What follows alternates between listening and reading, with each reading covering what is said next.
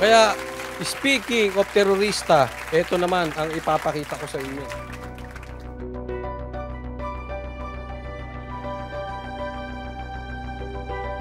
Among terrorism financing laban kay dating Congressman Arnie Teves.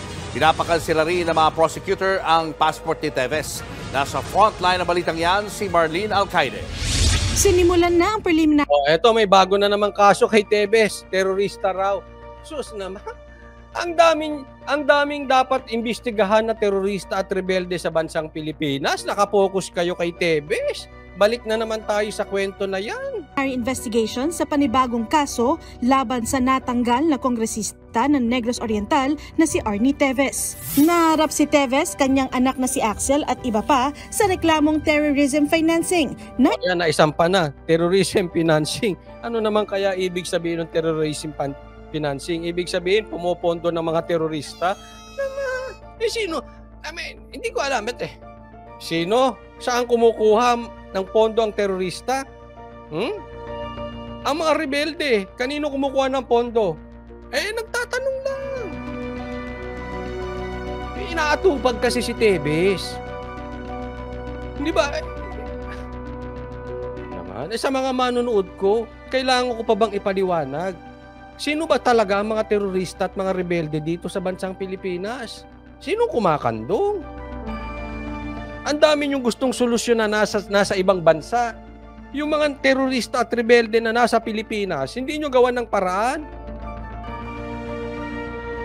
Isinampa ng National Bureau of Investigation o NBI. Pinasabpina sina Teves, pero ang dumating ay ang kanyang abogado na si Attorney Ferdinand Topacio. Hindi pa raw nakikita ng kampo ni Teves ang reklamo, kaya wala pa silang naihaing counter affidavit. Ito po kasi yung kauna-unahang pagdinig doon sa bagong kaso na isinampa sa kung hindi ako nagkakamali ay 16 na respondents at kasama po dyan si Congressman Arnie Teves at ang anak niyang si Axel. Wala akong masabing masyado ngayon sapagkat nalaman lang po namin itong kasong ito mula sa ibang mga respondents sa kanilang mga abogado. Si Teves ay tinuturong mastermind sa pagpatay kay Negros Oriental Governor Roel Degamo noong Marso. Kaugnay niyan, nahaharap si Teves sa mga kasong murder, frustrated murder at attempted murder. Idinadawit din si Teves sa ilang kaso ng patayan sa Negros Oriental noong taong 2019. So terrorism na yun. May grupo na siya. Binalik na naman yung kaso na yun. Kasi ang punto nila dito, may mga napatay daw. Una, paalala ko lang, baka nakakalimutan ng mga abogado dyan sa gobyerno. An accused is considered innocent until proven guilty. Tinag nyo agad ng terorista. Parang sinabi nyo, guilty na. Yan po ay violation of due process. Kasi hindi pa po napapatunayan. Meron pong mga grupo na napatunayan na ng mga terorista at rebelde. Bakit hindi po yun ang asikasuhin ninyo? Hindi pa nga nyo kayanin yung mga totoong terorista at saka mga rebelde. Hindi nyo na nga masolusyonan yan. Dadagdagan nyo pa kay Teves. Obviously, wala naman siyang, hindi naman siya yung talagang namumundok. Kita nyo naman siguro ang difference. Kailangan pa bang i-explain yan? Kailangan pa bang expelingin? Doon, anong i-compare mo si Teves doon sa mga ibang tinatawag na rebelde? Sa totoo lang, alam nyo siguro, walang panahon si Teves sa mga ganyan. Wala siyang mapapala dyan. Ba't hindi nyo asakusuhin yung totoong nagpapahirap sa bansang Pilipinas? Yung talagang terorista at mga rebelde. Maraming salamat po, Cristina Cervantes and Tony Bescacer sa Stars.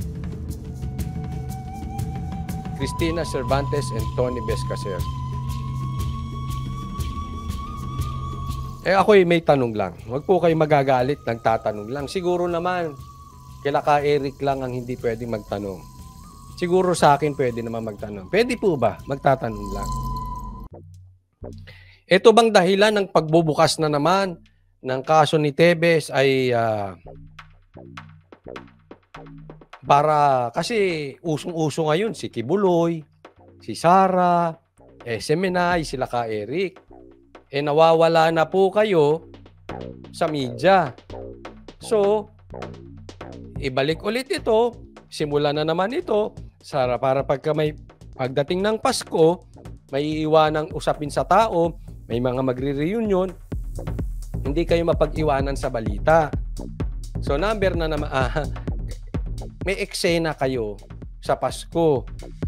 Ako'y nagtatanong lang, ha? Huwag niyo pong mamasamain kasi ganyan po talaga ang demokrasya sa bansa, lalo't pag politika ka. Dapat po, pag kayo po ay politiko o po kayo ay public official, kayo po ay hindi dapat balat sibuyas. Dapat po ay tingnan ninyo yung mga tanong ng bayan, hindi naman po masama magtanong. Tanong ko lang po, kayo ba ay umi-eksena lang? Kaya ibinabalik ninyo itong issue nung kay Tevez at binuhay na naman at pinast-track, inihabol sa Pasko. Tanong lang po, ito ba ay pinast-track para maka-eksena? Kasi dati araw-araw may press con.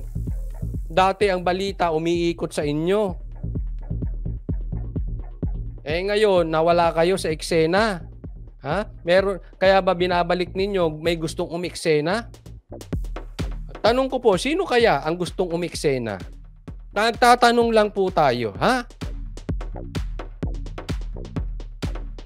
At nitong Agosto lang, dinesignate ng Anti-Terrorism Council si Tevez bilang terorista. Una nang itinanggi ng nasibak na kongresista ang mga akusasyon laban sa kanya. Umabot na sa korte ang ilang kaso laban kay Tevez at dahil dyan, hiniling na raw ng prosekusyon sa korte na kansilahin ang passport ni Tevez. Dati lang issue yan, pinapakancel hanggang ngayon, yan pa rin ang nasa balita nyo.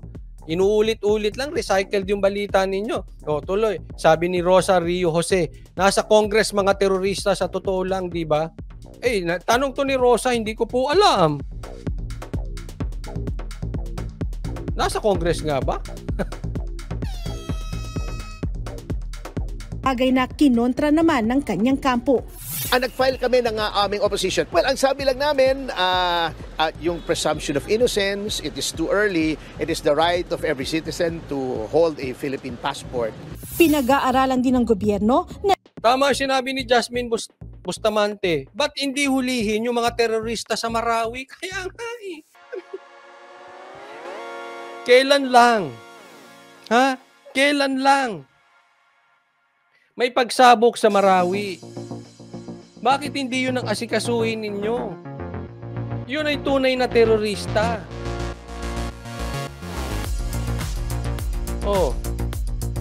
Aasikasuhin nyo si Tevez. May statement doon sila Sara. May ginawa sila.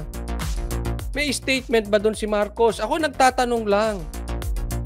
Ano ang statement doon? Anong side doon nila Tamba? Bakit kayo napunta kay Tevez? Samantalang yun, isang sabog, daming patay. Naman. Be realistic. Hindi naman na kailangang ipaliwanag yan, mga bossing. Yun ang asikasuhin ninyo. isama si Tevez sa red list ng Interpol. Nasa korte na po yung mga kaso and we are also starting the mechanisms to put him on the Interpol red list. Tama yan, Brad, sinasabi mo. Pero unahin nyo yung ano. Ito nangyari sa Marawi, oh. Pebrero pa nang umalis ng bansa si Tevez at hanggang ngayon hindi pa rin bumabalik ng bansa. Sa huling impormasyon ng gobyerno, nananatili raw sa Timor-Leste ang nasibak na mambabatas. From our intelligence, nasa Timor-Leste pa po siya. He is still awaiting the resolution on his appeal dun sa request for asylum. Noong Agosto, na-expel bilang kongresista si Tevez matapos ang ilang ulit niyang hindi pagharap sa Kamara. Sa December 19, nakatakda ang susunod na pagdinig sa kasong terrorism financing. Nagbabalita... Ewan ko sa inyo, Hindi nyo, hindi nyo unahin yung nasa bakuran ninyo, pambihira kayo. Ay, nako.